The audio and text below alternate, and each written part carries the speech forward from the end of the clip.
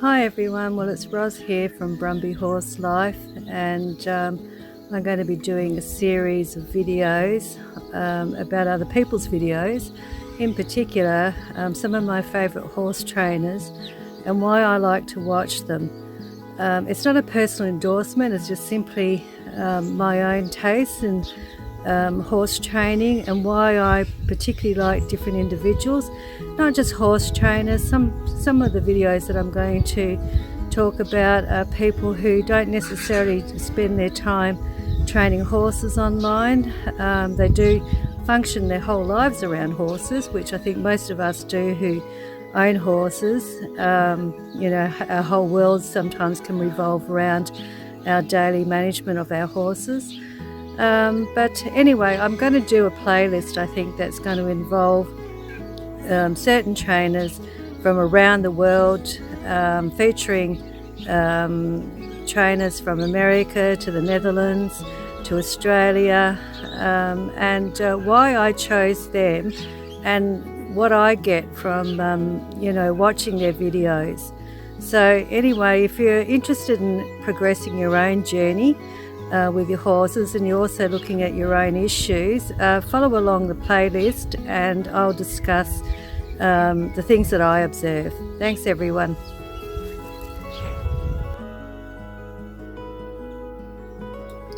So important criteria for me when it comes to judging horse trainers that I watch online is how they use their own calm authority versus being a disciplinarian.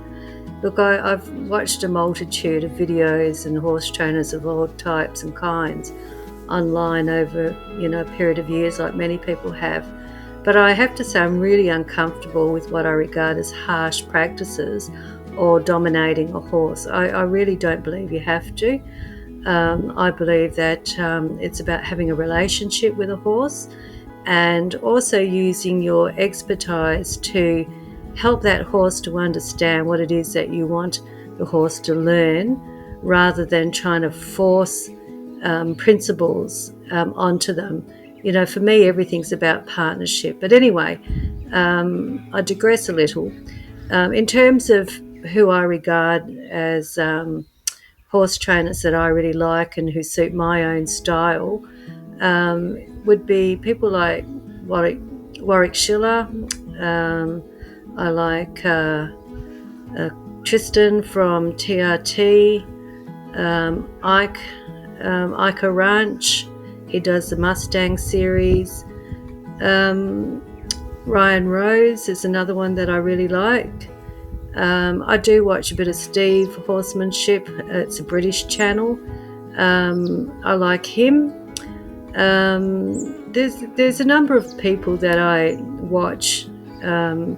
Anyone that's fair and balanced and reasonable with their horses, I'll take a look at. But anyone that uses harsh methods or thinks they have to run the horse around the ring 100 times to get it to behave and do anything they want, it's not really training horses, they're just tiring horses out, in my opinion. So I'm particular about the types of trainers that I watch, and I'm all about connection. So for me, connecting with your horse is a big deal. Also, for me, I like a psychology-based approach, and I like trainers that focus not just on the horses but on the people. So there are some of my criteria that I use for when I'm watching different horse trainers, and they're the ones I think that probably have influenced me the most in altering my own behaviours towards my own horses. Another big issue for me when watching horse trainers is I cannot stand it when horse trainers try to complicate simple matters, because what essentially happens is that you watch the person that they're trying to speak to and the horse become increasingly confused, and they start to lose their confidence. So it's really important to keep each training session simple, straightforward and repetitive. There's nothing wrong with going through basic level teaching, and no matter how long you've been in the horse world for, because you can never ever get enough of the basics because no one's ever perfect. And so keep it simple. And that's what I always say is keep it simple. Make it easy to understand for the viewer and for the horse and the handler or the owner that's involved. Really good trainers are able to make a connection pretty quickly with the horse that's been brought to them for whatever problems it has. You can see how quickly they build the connection just as soon as they take a hold of the lead rope. I know things are edited, but you can feel the calmness, the authority. I'll tell you also a little trick that I've noticed with a lot of trainers is they spend a lot of time, of course, they're talking to us, the viewer, but they'll stand there 5, 10 minutes, 15 minutes, whatever it is, talking to the camera. And in that time, you'll watch the horses relax, you watch the owners relax, everybody visibly lets down. And that's a terrific way to start, because initially, of course, whenever anyone comes into a situation, most of us are full of nerves. The horses are wary, they don't know what's going on, tension's up, everyone's feeling a little bit anxious, including often the trainer. And but once the talking's gone on for a while, everybody goes, oh, well, nothing strange or weird is going to happen, so let's just relax. And that often makes a very good start to whatever the learning lesson is. I've heard trainers say, just because you're calm, don't expect your horse to be calm. But I'll tell you something that I've discovered over the years, and maybe it's just me. But look, if one of my horses is having what I call a hissy fit or a temper tantrum or acting out, whatever, I don't engage with that. I'll quite often go and sit it out and wait for him to calm down. But then I do a lot of off-lead work, so that's probably simpler to process. But look, you know, a horse, the difference between a domestic horse and a wild horse is that a wild horse, you know, is usually acting from a fear and self-defense basis.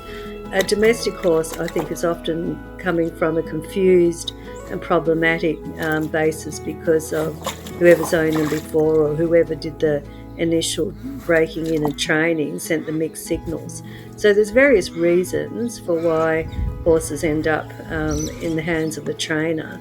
But the number one thing is using your own calm authority. And if you watch trainers who are good quality trainers, they don't get their knickers in a knot when the horse is acting out. They wait it out, or they redirect that energy and work out what the basis of that energy is. A good one for that is Tristan from TRT. He teaches the horse almost immediately what's going on with their body and how to feel their body. And he also teaches them about space and how to move their body out of the way of the handler's space, and teaches the handler how to work with their own body and about their own spatial awareness, which is such an important thing, because I think a lot of accidents happen when the horse and the owner are both unaware or can't make sense of their own space and have spatial awareness towards each other. So for me, that's a really big issue, because as someone who spent a fair bit of time legally blind, I had to really impress on my two horses to be careful with my space, and I also had to have spatial awareness of them. So, you know, little things that can become very important in terms of looking after yourself and making sure that you don't end up run over or inadvertently scaring your horse. I think, honestly, one of the biggest problems many people face is that they're time poor. So the amount of time that they spend with their horses doesn't tend to be very much. If you're in adjustment facilities, you're relying on other people to do that daily work for you, you know, and understandable. But the effect that it has is that, you know, yes, you get to know your horse and your horse gets to know you, but you don't have time to develop a really deep bond that's necessary for trust building with your horse. And one of the most simplest ways to do that is to commune. And one of the things that I try to do most of the time, and yes, like everybody, I have plenty of days where I'm absolutely flat out, but I always try and make up for that by spending time just sitting there, just communing with the horses and asking nothing of them. And during that time, I'm just being a part of their little herd and building trust. I can't stress that enough, because a lot of problems stem down to the horse just sees you as the master, always asking it to do something or wanting something from it, but never giving back of yourself. And I think that that's one of the key problem issues that comes up, because the horse sees you and thinks, oh God, here she comes again, or here he comes again. Or they see you as somebody who's forcing them or making them do something, and the relationship's just not there. So think about that too. And I encourage people to spend time with your horse, because I think if you don't spend enough time, don't expect your horse to want to perform miracles for you. And ask yourself questions like this: what comes first for you? The hobby, whether it be dressage, jumping, western riding, barrels, whatever it is, what comes first in your mind? The thought of the hobby or the horse? Is the horse for you simply the object to pursue the hobby, or is it the other way around? Because it's how you feel inside yourself and what you're projecting in your heart and mind that impacts a horse, whether you realise or not. And for trainers, they've got to work all these issues out, because most people go in with expectations that this is what they want to resolve, when really there's a myriad of other underlying issues that are going on inside of the person, that's being projected onto the horse, and then the horse is acting out. So, it's like untangling a fishing line. It can be very complicated, long and messy for horse trainers. So for me, a really good horse trainer gets to the root cause pretty quickly and slowly unravels, not overcomplicating it, but just unravels each little piece until everything's kind of lines up. So that's in a sense how I judge horse trainers and my own thoughts. The next part of this series, I'm going to go on to individual channels that I watch and what I like about them. And if there's anything I really dislike, it's the ego-based horse trainer who thinks I'm all right, my version or my way or my method is the only way. And the whole video is about how spectacular they look and how wonderful they are.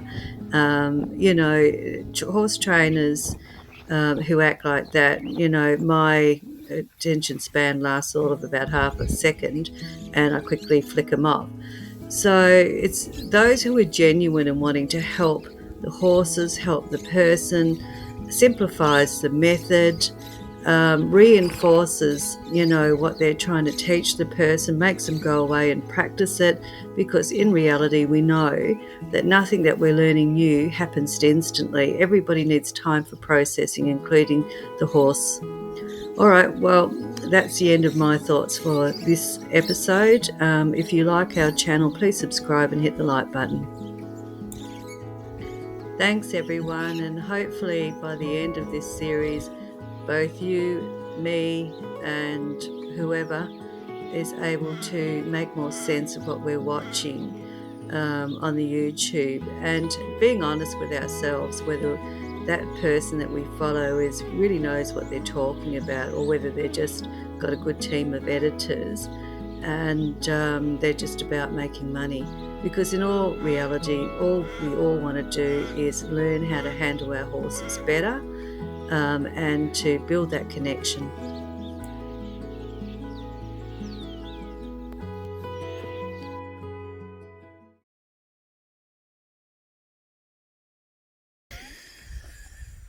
Jeez, Bill. Oh dear. You're going to go and have a hissy fit because you're waiting for your apple treats.